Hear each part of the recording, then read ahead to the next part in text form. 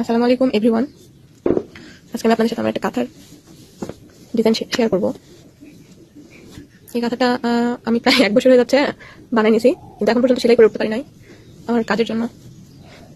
কাঁথাটা অনেক সুন্দর। কাঁথা দুই পাশে আমি 2 রঙের কাপড় দিয়েছি, আপনারা দেখতে পাচ্ছেন। একটা হচ্ছে ঘিয়া আর একটা বাঙ্গি কালার। কাঁথাটা হচ্ছে 6 হাত বাই 7 হাত, অনেক বড় একটা কাঁথা। আমি কিছু কাজ করেছি কাঁথার, আমার যেটা ভালো লেগেছে সেটা আমি সুতো দিয়ে, এই যে দেখতে পাচ্ছেন, আপনাদেরকে একটু ভালো করে দেখাই। এই যে কাজ, এই পাশে এখানে আমি জলপাই, হালকা জলপাই আর কাল জলপাই যেটা কম্বিনেশন, সেই সুতাটা ব্যবহার করেছি। আর এখানে ভিতরে রানী গোলাপি, আর এখানে শুধু গোলাপি, আর এখানে টিয়া সবুজের একটা সংমিশ্রণ আছে সুতার। সুতোগুলো আমি দেখাচ্ছি। এই যে সুতো, আমি সাইডে ব্যবহার করছি এই সুতো, এই যে ফুলের জন্য এই সুতো ব্যবহার করছি, আর এই যে এটা, আর ভিতরের জন্য ব্যবহার করেছি এই সুতা। এটা কালারটা ঠিক মতো আসছে না, রোদ হলে ভালো হইতো। আর এটা এটা ব্যবহার করছি ফুলের জন্য।